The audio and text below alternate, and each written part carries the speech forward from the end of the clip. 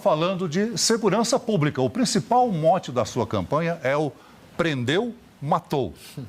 O senhor defende abertamente a aplicação do direito penal do inimigo, em que criminosos deixam de ser tratados como cidadãos e, em alguns casos, perdem a presunção da inocência. Como o senhor pretende implementar essa política sem ferir os direitos constitucionais? Maravilhoso, uma honra estar aqui com vocês. Novamente, eu agradeço demais a todos os rapazes e moças que ao redor do Brasil ajudaram a coletar assinaturas pelo teu partido. E esse partido me dá o direito de estar aqui com vocês para apresentar nossas propostas. Então, obrigado a todos, obrigado a vocês. Tudo é absolutamente constitucional porque o direito penal do inimigo, ou seja, a ideia de você tratar uma parte do crime como um ente anômalo, como alguém que não se comporta como cidadão, já foi recebida pela nossa Constituição. Existe, por exemplo, uma coisa chamada lei do abate. Quando um avião estrangeiro, às vezes trazendo droga, ele entra no território nacional e não responde os pedidos da Força Aérea para pousar, é permitido abater ele. Nós temos outros institutos, por exemplo, a lei antiterror no Brasil. A lei antiterror traz a ideia de direito penal do inimigo. Então, se uma pessoa está andando com uma bomba, está indo lá para a Praça da Sé, no centro de São Paulo, e você sabe que essa pessoa pertence a uma organização terrorista, você pode atuar, ou seja, se antecipa a pena para prender ele ou para, eventualmente, abater ele, caso seja o caso. Então, a ideia do direito penal do inimigo é tratar de maneira diferente quem age de maneira muito diferente, quem está permanentemente violando direitos humanos, como é o caso dessas facções. E é o que nós vamos fazer, nós vamos implementar o direito penal do inimigo. Inclusive já passou, a lei antifacção no Brasil, já antecipando uma parte do que nós vamos fazer. E aí no nosso governo nós vamos atuar de maneira muito dura, porque nós temos 1 ano para destruir esses caras. Esses caras estão tornando a vida dos brasileiros um inferno e nós precisamos, em 1 ano, destruir as facções, deixar eles quebrados financeiramente, quebrados moralmente e devolver os territórios que foram tomados por eles, ou seja, cidades inteiras, bairros inteiros, para a população brasileira. Se eu fizer isso, eu terei tido sucesso. Agora, no lançamento da campanha, os seus apoiadores acabaram entoando prendeu ou matou? Não há aí um problema de comunicação, já que o senhor diz que não é bem assim? É que assim, a ideia do prendeu ou matou surgiu quando um rapaz, acho que foi um empresário, estava no Parque do Povo, que é um parque que tem aqui em São Paulo, e ele foi assaltado, tomaram o celular dele, e no exato momento que ele entrega o celular pro bandido, o bandido dá um tiro nele e mata. Ou seja, eu fiquei com muita raiva, eu falei, o que eu faço com um sujeito desses? Eu vou recuperar um bandido desses? Não. O destino dele é prender ou matar. Porque, é verdade, diante de um assalto armado, o que você pode fazer? A única coisa justa, séria, a se fazer com um cara desses é ou levar ele preso para ficar muito tempo na cadeia, ou ele morrer. Uma pessoa fala, Renan, mas ele pode tomar um tiro da polícia e apenas se machucar. Tudo bem, ele vai se machucar e depois ele vai ser levado para a prisão. Agora, não pode ter terceira opção. Hoje, no Brasil, a gente viu prender ou soltou. O bandido vai preso, fica um pouquinho na cadeia e termina solto. Um cara que agride a esposa, a namorada, acaba detido, volta solto. Uma pessoa que pratica crimes sexuais com uma criança, pega uma pena pequena e volta solto. A pessoa se ficou presa cometendo esses crimes que são atrocidades, elas precisam ficar presas de verdade.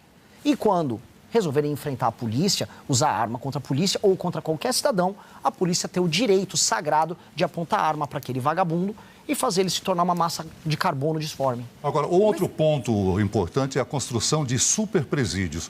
Qual será o custo disso? Como é que será pago a construção disso? E o que garante que inocentes jovens da periferia não sejam mortos ou presos por engano?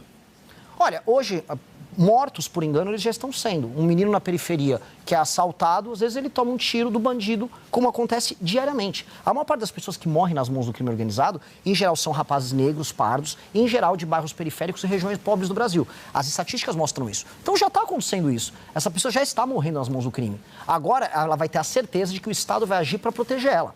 Nós nunca podemos garantir 100% que numa guerra não haverá uma pessoa inocente que pode sofrer, porque sempre acontece. Agora, hoje a única certeza que a gente tem é que a pessoa inocente vai sofrer. E a única certeza que o bandido tem é que ele vai ficar tranquilo. A gente vai inverter esse jogo. Se você é o bandido, você vai acabar morrendo, eventualmente, ou vai ficar preso por muito tempo. É só isso. Sobre o presídio, que é uma ótima pergunta. Nós vamos gastar cerca de 2 a 3 bilhões de reais construindo as vagas que nós precisamos. O Brasil precisa de 300 a 500 mil vagas de presídio, novas. Até porque eu quero respeitar os direitos humanos, como ficam falando, tem um programa Pena Justa agora. Vai ter um presídio, o cara vai ficar na cela dele, quieto por muito tempo. Vai custar dinheiro? Vai, mas, precisa. Candidato, o Brasil tem hoje a terceira maior população carcerária do mundo, só perde para a China e Estados Unidos. Há quem diga que o problema não é prender, se prende, mas não se prende quem comanda essas facções. Mas quem diz isso, em geral, são ONGs, instituições que, inclusive, recebem dinheiro de fora para dizer para a gente que a gente está prendendo pouco. E aí eu vou fazer o quê, então? Tem 1 milhão de presos hoje no Brasil. Tem 1 milhão de pessoas condenadas. Agora, presos não tem tudo isso. 964 então, nós precisamos fazer mais 300 mil vagas para prender essas pessoas. O que nós precisamos urgentemente fazer para complementar?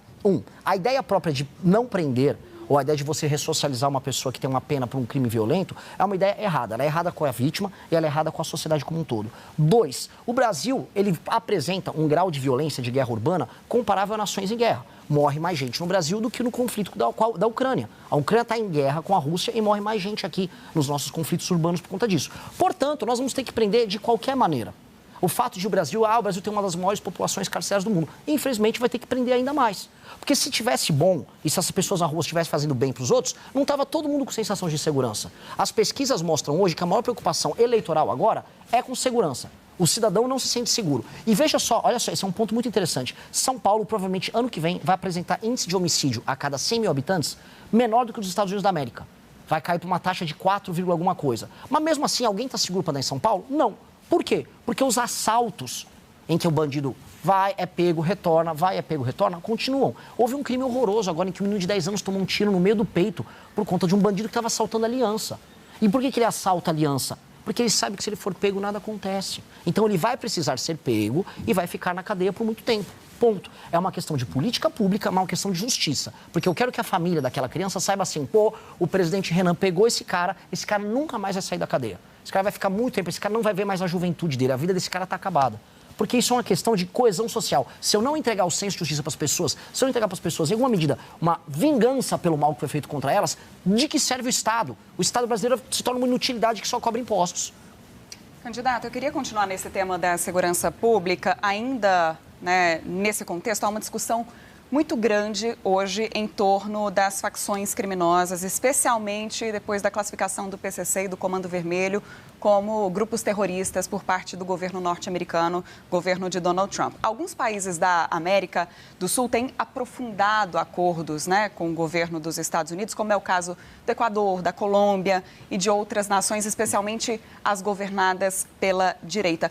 Eu te pergunto, o senhor é favorável a ações militares norte-americanas dentro do território brasileiro para combater essas facções criminosas? Nunca. Nunca. Eu acho isso humilhante para a gente. Humilhante. O Brasil tem todas as condições. Então o senhor é contra essa classificação? Eu sou contra você aceitar a ideia de que os Estados Unidos têm que tutelar a nossa luta contra o crime. Eu acho isso humilhante para a gente como nação. E é humilhante para os nossos policiais. Ou seja, nossos policiais estão enfrentando o crime organizado há décadas. Agora, não, os Estados Unidos vão fazer isso para nós. Gente, não. A gente tem que ter acordo de cooperação com os Estados Unidos da América. A gente tem que ter acordo não só com eles, tá? A Holanda, por exemplo, recebe boa parte da droga que o PCC manda de São Paulo, pelo Porto Santos, para a Europa. Ora, vai ter que ter acordo de cooperação com a Holanda também. Nós vamos ter que ter uso de inteligência. Numa boa. Aceito cooperação de toda sorte com os Estados Unidos ou qualquer um. Agora, quem vai destruir o crime no Brasil tem que ser o Brasil. É uma questão de soberania. Sobre isso, no seu livro amarelo, que é o plano de governo de 60 páginas... Não é mais. Dado... Hã? É 460. Não, total, mas o plano de governo registrado no TSE são 60. O senhor fala de dissolução de entidades públicas ou privadas infiltradas pelo crime organizado.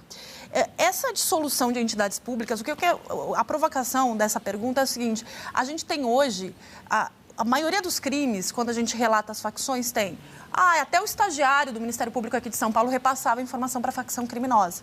Recentemente, a gente teve a Polícia Federal fazendo uma operação focada em agentes públicos. A minha pergunta, quando o senhor fala em dissolução de entidades públicas, eu quero saber, tem previsão de fazer auditoria sistemática, frequente, em os bens dos servidores hoje que lidam com isso? Porque a história de matar e de ter uma ação ostensiva, ela tem um apelo popular. Agora, o crime só é organizado porque tem o aval estatal. E aí a minha pergunta é, o que fazer com esse agente público? Seja na Polícia Federal, 2019 teve um sargento das Forças Armadas preso na Espanha, levando droga em avião presidencial. Como fazer com que esse agente não trabalhe para as facções? Porque a gente vê, o senhor mesmo disse, o menino pobre da periferia acaba sendo morto ou preso. Para ele, esse é o cenário. Agora, como combater a corrupção estatal desses agentes públicos? Antes de tudo, o menino pobre da periferia, antes ele é morto pelo crime organizado. E ele está morrendo todos os dias nas casas. Hoje no Brasil morre coisa de 90 a 100 pessoas. Exato. Todos os dias. A maior parte das pessoas que morrem são meninos negros da periferia. Ele já está morrendo ali na mão deles. Só para clarificar. 2, a ideia de você dissolver ou intervir, você fazer uma intervenção em entidades privadas ou públicas que estão envolvidas com crime organizado, não é que eu vou, por exemplo, dissolver o Ministério Público de São Paulo se há um promotor fazendo parte de uma facção. A PM de São Paulo, por exemplo. A PM de São Paulo tem inúmeros casos reportados em que membros da polícia passam informações para o PCC. E essas pessoas têm que ser enquadradas, essa é a ideia do direito penal do inimigo, como membros infiltrados da facção. E tem que ser punidas exemplarmente, porque a autoridade pública que está traindo, um policial em especial, a sua farda, o seu juramento, para atrair a população e jogar de acordo com o bandido, ele é pior do que o bandido. Mas qual é a punição? Esse sargento das Forças Armadas foi condenado recentemente a 3 anos de prisão e foi absolvido do caso de lavagem de dinheiro. Mas aí estamos concordando no mesmo ponto. As punições no Brasil são muito baixas, são muito pequenas. Mas como atingir esse agente público? A partir do momento que você tem o penal do inimigo, em que o ato de pertencer à facção, ou seja, você tem uma conexão com a facção, aumenta as punições, ele já vai estar sendo enquadrado num novo tipo de punibilidade. Porque esse é o elemento. A partir do momento que, saindo não só desse agente público, ele, um policial que está ajudando uma facção, ou um membro, por exemplo, de um fundo privado que está lavando o dinheiro do PCC, se ambos forem enquadrados, ambos vão incorrer no pertencimento à facção. E o direito vai funcionar de maneira diferente para eles. E precisa ser assim. É similar ao que acontece com a Itália na lei antimáfia, em que se você está enquadrado como um agente público que está dentro da estrutura da máfia, o Estado vai poder ir com especial força para cima de você. Aí, no exemplo do que está no nosso programa Livro Amarelo, municípios inteiros já estão na mão hoje do crime organizado. Cito um município, Santa Quitéria, no Ceará, em que o prefeito usou o Comando Vermelho para participar das eleições. Eventualmente, nós vamos precisar fazer uma intervenção federal em Santa Quitéria. Vamos dar um nome para um outro estado aqui, até para dar uma polêmica. Rio de Janeiro. Em que instância do Rio de Janeiro não há presença do crime organizado? Mas aí tem a Polícia Militar, porque... mas eu cito a Polícia Militar, mas vamos citar também a Assembleia Legislativa do Rio de Janeiro. Mas como acabar com essa corrupção da Polícia Militar? A capacidade de investigação, o Estado vai ter que investigar. O problema é que a infiltração no Rio de Janeiro foi gigantesca. Ela acontece na Polícia Militar, sim. Ela também acontece na Civil, menos, mas sim. Ela acontece no Legislativo, muito. Dizem que está acontecendo também no Judiciário. E aí onde você vê o grau de degradação que tem a ver com a tua pergunta. O governo inteiro do Rio de Janeiro foi dissolvido. A política de Janeiro está podre. Eventualmente nós vamos precisar fazer, e é um caso grave, é uma intervenção no Rio de Janeiro. Porque o Brasil está se tornando um narco-estado. As pessoas estão assistindo, precisa entender. Esse prender e matar é para esses agentes públicos mas depende. Se ele, vou ser claro, se esse agente público responder uma operação da polícia armado, ele apontar uma arma, o que o agente vai fazer? Vai ter que atirar de volta. Me perguntaram isso já. Aí na Faria Lima, vocês vão atirar contra as pessoas? Depende. Se a secretária do cara que está envolvido no crime organizado sair atirando contra a polícia, sim. Agora, se eles se entregarem, também. Mesma coisa para o traficante. A diferença é que o traficante não quer se entregar pacificamente. Se ele se entregar pacificamente, ninguém vai matar ele. Luara Castilho. Candidato, eu quero agora uma boa noite para o senhor, para quem está nos acompanhando. Eu quero mudar um pouco de assunto, entrar um pouco no contexto da economia. A gente tem pautas muito interessantes que a gente precisa debater. Mas antes de aprofundar alguns temas, eu queria saber como que o senhor convence de que pode ser uma boa opção para reorganizar o Estado brasileiro diante de contas altas por parte do governo, gastos obrigatórios, despesas obrigatórias, necessidades de investimentos como um deles também na segurança, mas a gente ainda tem que falar de educação, de saúde, sendo que o senhor ainda não teve uma experiência política e a experiência que a gente tem conhecimento é empresarial. Eu tenho experiência política, eu sou 12 anos líder do Movimento Brasil Livre, eu sou presidente do Partido Missão. Mas uma função pública, o senhor ainda não exerceu. Uma função de um líder político é ser um líder político. A função do presidente da República não é ficar sentado com umas planilhas na frente. Ele não é um CEO, ele não é um gerente. A função de um presidente da República é liderar. E ele tem que ter força moral e exemplo. E capacidade de trabalhar e inspirar as melhores pessoas. Que é isso que líderes fazem. Eu sou há 12 anos um líder. Então eu tenho todas as condições como líder de liderar uma nação. Eu lidero um bloco político inteiro no Brasil. Hoje, se há um bloco político capaz de apontar o dedo para o Lula e para o Bolsonaro e falar vocês são corruptos, é o bloco político que eu ajudei a criar. Hoje, se há, na história do Brasil, um impeachment contra um presidente, a presidente que foi a Dilma Rousseff, colocando as maiores manifestações da história do Brasil na rua nos anos de 15, 16, 17, foi porque nós assim o fizemos. Desculpa colocar. Mas experiência administrativa gerindo. A Dilma Rousseff tinha muita experiência administrativa, tomou impeachment. Fernando Collor foi governador das Alagoas, tomou impeachment.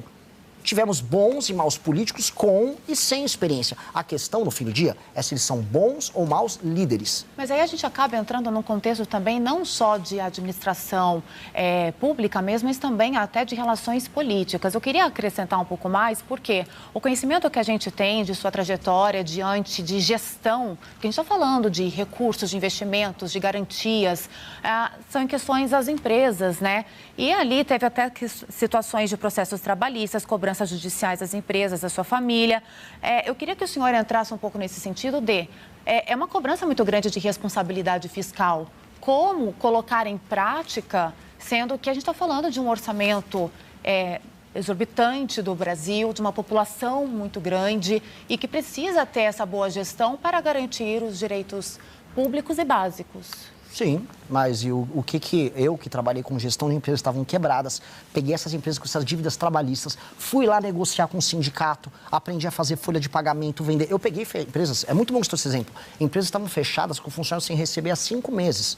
Trouxe investimento, botei a empresa para andar. As empresas tinham dívidas antes de eu assumi-las. E não há nada de errado em você assumir dívidas de uma empresa tentando colocar a empresa para andar. Muito pelo contrário, é meritório. É um setor inteiro de negócio que existe não só no Brasil, mas no mundo. A questão que nós temos hoje é, aliás, vale colocar, se dever alguma coisa, que não é o meu caso, que eu não devo nada. Agora, se dever fosse problema, o Brasil inteiro, incluindo todas as empresas brasileiras praticamente, não podiam ter opinião política, nem participar de nada, porque o brasileiro está devendo. E ele não está devendo porque ele é um mau gestor de negócios, que você tem grandes empresas no Brasil. O Brasil está devendo, hoje quebrou a Casas Bahia pediu recuperação judicial. Nós temos os maiores juros do mundo. Nós temos as piores leis trabalhistas do mundo. No Brasil, você tomar uma ação trabalhista ou você está com um problema fiscal, é basicamente a realidade de todo mundo, de absolutamente todas as empresas, de todos os setores. Se eu fosse seguir essa lógica, a Petrobras nem deveria existir, porque ela é a maior devedora tributária do Brasil. Não é meu caso, eu não devo nada. Mas a experiência que eu tive me credenciou a aprender a gerir coisas, gerir o Movimento Brasil Livre. Deixa eu só terminar, só um segundo, desculpa, eu já vou nisso, já vou para você. E eu hoje lidero um grupo político, um partido político que foi fundado só com dinheiro privado e com muito menos dinheiro do que meus adversários, estou tendo resultados políticos tão ou mais expressivos que a maior parte deles. Mas o senhor enfrenta, de qualquer forma, vários processos judiciais ligados às empresas da sociedade. Não só, eu sou processado por político, sou processado por todo mundo. Agora, ser processado é parte da vida de quem se expõe. Se eu ficasse escondido em casa, não tinha nenhum processo em nenhuma área. Mas 45 processos judiciais trabalhistas. Mas não é meu, são das empresas. São normal. Se eu for, por exemplo, uma empresa de mídia, se eu for para qualquer empresa de jornalismo, tem muitas ações trabalhistas. Todas têm. Eu vou descredenciar a informação que vem de lá? Mas a sociedade não é uma empresa, candidato. O senhor cita, por exemplo, a reforma da Previdência no seu plano de governo. Reforma da Previdência já foram feitas várias. Só que nunca se atacou problemas que são problemas, por exemplo, quem tem aposentadoria especial que não contribui com o teto, que acaba, de alguma forma, tendo algum tipo de benefício. Os penduricalhos, que o senhor já disse que vai acabar. Desde a redemocratização se tenta acabar com penduricalhos e nunca se consegue. Se teve agora um movimento do judiciário, de magistrados, fazendo coro em Brasília, fazendo fila em Brasília para tentar evitar se diminuir os penduricalhos, se reduzir os penduricalhos. Como atacar? Eu acho que a Luara quis dizer isso. O senhor vai enfrentar, para fazer o que o senhor está prometendo no seu plano de governo, todas essas categorias que sempre tiveram algum tipo de prevaleceram no debate público. Maravilhoso. Então está provado que quem teve experiência de fazer isso não conseguiu fazer. E aí o senhor lógico, porque eu diferente de todo mundo... Mas como é que o senhor vai fazer? Primeiro sendo verdadeiro. Nenhum dos outros candidatos está falando... Penduricalhos, por exemplo, como é que o senhor vai... Penduricalho é fácil, Natália. Penduricalho é a coisa mais fácil. Falar de super salário do judiciário, via público e falar, olha, tem juiz ganhando 200, 300, 400 mil por mês, é o fácil. Vai precisar fazer, mas nem de longe, eu estou dando, olhar para a câmera aqui, eleitor brasileiro, nem de longe esse é o maior dos problemas. Nós temos uma nova reforma da Previdência para fazer, você está certa. Vai ter que fazer... Mas vai atacar, por exemplo, a Previdência de militares? Óbvio! Forças Armadas? Mas, pelo amor de Deus, 2019, o que mais tem no Brasil é militar vagabundo que não faz nada. Não faz nada. O militar vagabundo que não está preocupado nem um pouco com o crime organizado no Brasil, mas recebe salário de general.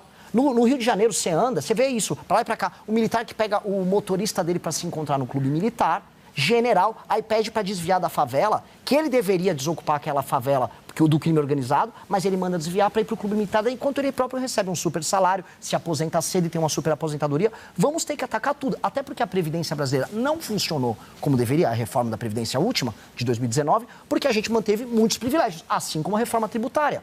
Vamos precisar atacar porque tem uma coisa, que é um evento novo que está acontecendo agora. O Brasil vai quebrar. Hoje saiu agora uma matéria, a gente está explodindo o número de recuperações judiciais E as recuperações estão acontecendo porque os juros é muito alto, e os juros é muito alto porque o governo gasta demais. Está quebrando o setor privado. Falando em economia ainda, entre as suas propostas econômicas está a extensão da Justiça do Trabalho e a alteração drástica da CLT. Num país onde a população já não tem carteira assinada, né? O fim da proteção trabalhista não pode resultar aí numa precarização? Não, elas já estão precarizadas, tanto que as pessoas estão procurando outros meios para trabalhar. Você vai conversar com o setor de varejo, ninguém está conseguindo contratar a população de maneira formal. Primeiro, porque uma parte importante não quer. Segundo, que parte da população está vivendo num mix de auxílio com emprego informal. E terceiro, que a maior parte dos novos empregos, especialmente para as gerações mais novas, estão sendo MEI. E o MEI, vamos ser sinceros, é a única maneira que tanto o empresário quanto a pessoa que quer trabalhar honesta encontraram para poder trabalharem juntos e ambos não caírem na esparrela, na mentira da justiça trabalhista. O trabalhador não será forçado a aceitar jornadas exaustivas? Não, você pode estabelecer limite de jornada. O que eu estou falando é, o trabalhador pode ter o direito de vender a hora de trabalho dele, ou a gente não precisa de uma justiça que custa 24 bilhões por ano para ficar com um monte de juiz que também recebe super salário e que vivem da ideia de que o trabalhador e o empresário são inimigos. Trabalhador e empresário não são inimigos. Inimigos, como a Natália disse, é o juiz que ganha 300 mil reais por mês. Mas no que é o senhor se baseia ao dizer que essa mudança poderia aumentar o ganho do trabalhador e não somente o lucro do empregador? Porque todas as experiências no mundo de sucesso mostram que quanto mais flexibilização trabalhista você tiver, maior oferta de emprego você tem e a maior aumento no salário das pessoas você tem. Um exemplo disso aconteceu em todos os nossos concorrentes globais, na Ásia. Na Ásia, as leis trabalhistas são muito mais flexíveis que as brasileiras. E a gente concorre com eles. A questão toda é o seguinte, a gente quer falar em direito ao trabalho? Vamos falar primeiro, então, ao direito mais óbvio do trabalho, que é trabalhar. Hoje é muito impeditivo, é muito duro para uma pessoa contratar outra com as leis que nós temos. O empresário já sabe que ele pode tomar um pau na justiça do trabalho, vai pegar um juiz ideológico. O trabalhador sabe que a quantidade de dinheiro que não fica com ele, mas vai para o governo é gigantesca. O trabalhador prefere a informalidade ou o MEI, porque hoje CLT é só imposto. Mas o senhor não concorda que hoje o trabalhador ele tem o direito de escolher o que é mais benéfico para ele, se ele vai ser um MEI, se ele vai ser um CLT, ele está no direito dele de escolher. A partir do momento que acaba essa garantia, ele não acaba sendo obrigado a aceitar qualquer condição de trabalho. E digo mais, por exemplo, a gente tem realidades de muitas mulheres, mães, solo, que precisam trabalhar, ou então, quando está no momento de gestação, precisa da licença. Como ficariam garantias e direitos dessa população que também não pode aceitar qualquer coisa? Vamos começar pelo final, que é bem importante que você colocou. Mãe, mulher, numa cidade que está nascendo cada vez menos gente, o ato da maternidade ele tem que ser incentivado. Legislação que proteja as mulheres nesse sentido tem que ser incentivada. Ponto. Senão a gente vai viver num país que se torna inimigo do nascimento de bebês, inimigo do surgimento de famílias. E eu venho falando, já fiz uma sabatina numa emissora concorrente aqui, em que ficou se discutindo do papel do homem, o papel da mulher na relação, e nós acreditamos muito na família biparental, pai e mãe presentes. Então a moça que está trabalhando, que está sonhando em ter um filho, ela se sentir tranquila para fazer isso é essencial. Agora, hoje, veja, não é que o trabalhador tem muita escolha. Em alguns setores, como a indústria, você não tem a possibilidade do MEI. É só CLT altamente sindicalizado, com ele ganhando pouco, dando metade do dinheiro para a Janja gastar com um avião, que é isso que acontece, o Estado ficando com o dinheiro dele. Outra coisa que acontece é, se você não é competitivo, porque as nossas legislações, em especial a trabalhista, são muito antiquadas, é uma lei dos anos 40 do século passado, a gente não vai conseguir concorrer com o mundo. Então, a gente não consegue fazer produtos num preço para competir com o resto do mundo. É por isso que surgiu a taxa da blusinha. As empresas brasileiras não conseguem concorrer com as empresas de fora. Então, a legislação trabalhista, ela é muito custosa. Nós temos que fazer existir uma legislação que o custo caia. E o custo, na sua maioria, é governo. Não é o salário da pessoa que fica líquido na conta. É do governo. A gente precisa criar uma legislação que contratar uma pessoa formalmente custe muito, mas muito menos. Mas se o governo vai arrecadar menos, como que ele vai continuar investindo, ainda mais que tem muitos gastos obrigatórios cada vez mais altos? Ele vai arrecadar mais. Porque como as pessoas estão na informalidade, o governo não está arrecadando nada. O governo não arrecada nada porque as pessoas estão na informalidade. Ou no desemprego puro e simples. O governo vai arrecadar mais porque você vai aumentar a base de arrecadação pelo número de pessoas que você vai arrecadar. Aí você pode cobrar uma alíquota menor para essas pessoas e aumentar o número de pessoas que estão nessa base. Hoje, o número de pessoas que estão na informalidade pura e simples é gigantesca. É por isso que surgiu aquela discussão de tributar o PIX. Quando teve aquele papo de tributar o PIX, alguém brilhante na equipe econômica do governo pensou, bom, já que eu não vou conseguir tributar essa pessoa da informalidade, eu vou tributar a movimentação, que é o PIX. Foi ali que surgiu. A gente não pode fazer isso. Isso dá medo para as pessoas. A gente tem que aumentar a base de pessoas que vai estar formalizada. É por isso que a gente precisa de uma legislação trabalhista funcional. Hoje, ela é maluca. As pessoas fingem que estão empregadas de maneira formal E o empregador também, fica todo mundo fingindo. É tudo mentira. Agora, candidato, seguindo nessa linha de raciocínio, falando sobre trabalho, eu quero falar também sobre Bolsa Família. O programa do senhor, ele fala em substituir o Bolsa Família por trabalho. Hoje em dia, o programa Bolsa Família, ele já prevê a chamada regra de proteção, que é aquele mecanismo que permite que as pessoas comecem a trabalhar, continuem recebendo o benefício por um tempo, até que estejam, de fato, consolidadas ali no mercado do trabalho. Isso permite uma transição segura e gradual, né? Como é que o senhor pretende, então, acabar com o Bolsa Família, transformar tudo isso sem comprometer o mínimo que essa população mais vulnerável recebe, que muitas vezes é o que garante o pão ali de cada dia, o pão, o leite das crianças? Aqui não é exatamente isso que nós vamos fazer. Então, para quem está nos assistindo, vocês precisam entender. Essa transição tem que ser mantida. É um programa que já existe. Sim, mas não é isso. Reconhecido pela ONU, né? E não é disso que nós estamos falando. O nosso programa fala o seguinte: o Brasil está sendo um lugar pobre, muito pobre, que as pessoas vivem de Bolsa Família. Ponto. Está aumentando o número de pessoas no Bolsa Família. Ponto. As pessoas em algumas regiões do Brasil, região Nordeste, no Nordeste, 4 a cada 10 domicílios estão no Bolsa Família. Ou seja, o Brasil está empobrecendo. Em qualquer lugar em que aumenta o número de pessoas vivendo de assistência, significa que é um lugar falido, quebrado. A maior parte dos municípios, eu tive a honra de visitar os lugares mais pobres do Brasil. Fui nos municípios mais pobres, Marajá do Sena, fui lá em Melgaço, na Ilha do Marajó. É um horror, as pessoas vivem muito mal, não existe emprego. Aquela pessoa que está num lugar que não tem emprego, de start, ninguém vai alterar a política social se uma pessoa morre de fome. Não existe meio das pessoas se sustentarem, hoje sem política assistencial. Dito isso, nós não podemos continuar vivendo num país em que as pessoas precisam de um dinheiro que cai no cartãozinho dela lá, que ela pega no CRAS, para ela poder sobreviver. O Estado tem que levar frentes de trabalho, o Estado tem que criar zonas econômicas especiais e o Estado tem que levar a possibilidade de trabalhar, especialmente para as pessoas mais jovens, porque aí tem muito homem, muita moça jovem, às vezes sem filhos, que querem ter o benefício assistencial, querem pegar um bico e ficar em informalidade. Aí uma empresa não consegue contratar ela. Aí você fica num impasse, o agricultor não consegue contratar, aquela pessoa fica vivendo na casa dos pais. Existe um método, um modo de vida ligado a isso que precisa ser superado. Até porque isso está custando para quem? No fim do dia. Está custando para o trabalhador, para o entregador de moto que está nos assistindo e que está pagando um imposto caríssimo e não está aguentando mais. Os impostos estão caros, os juros estão caros porque a gente não está conseguindo sustentar isso. Então a conta está ficando em quem trabalha. Eu primeiro vou salvar quem está trabalhando. Quem está pagando a conta precisa ser salvo. Eu não vou deixar ninguém que está no município que tem Bolsa Família morrer de fome. Só que eu vou levar o emprego para lá. Vou levar o trabalho, nem que seja com frente de trabalho, igual o Roosevelt. O senhor mantém, então, para a extrema pobreza até fazer a transição. Até fazer a transição. Só que o Estado brasileiro não vai mais ser um Estado malandro, porque os governadores, prefeitos e o presidente são malandros, vai ficar só, dá mais Bolsa Família, porque quem recebe Bolsa Família não cobra o político. Quem recebe Bolsa Família, quem está preso nisso, não tem coragem de cobrar o político. Então, o que nós vamos fazer? Eu vou levar frente de trabalho, igual o presidente dos Estados Unidos, Roosevelt, fez na crise de 29, e ali as pessoas vão trabalhar em recapeamento urbano, vão trabalhar construindo o Estado. O homem que chegou no CRAS e falou, quero meu Bolsa Família, e tem uma opção de frente de trabalho para ele trabalhar, se ele não quiser frente de trabalho, ele não vai ter o direito ao Bolsa Família.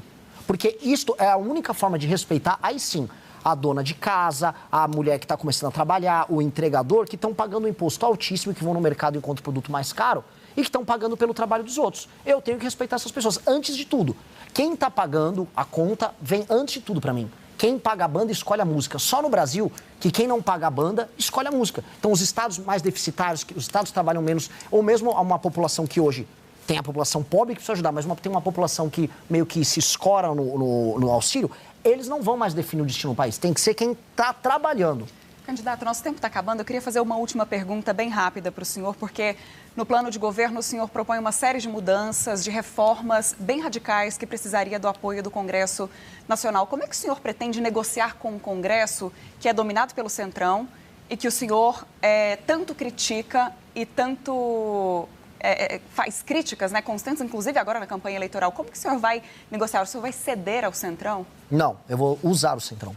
Porque, infelizmente, e essa Mas o senhor acha que o Centrão vai se deixar ser usado pelo senhor? Aí vai da minha habilidade e da habilidade do meu grupo político em trabalhar com isso.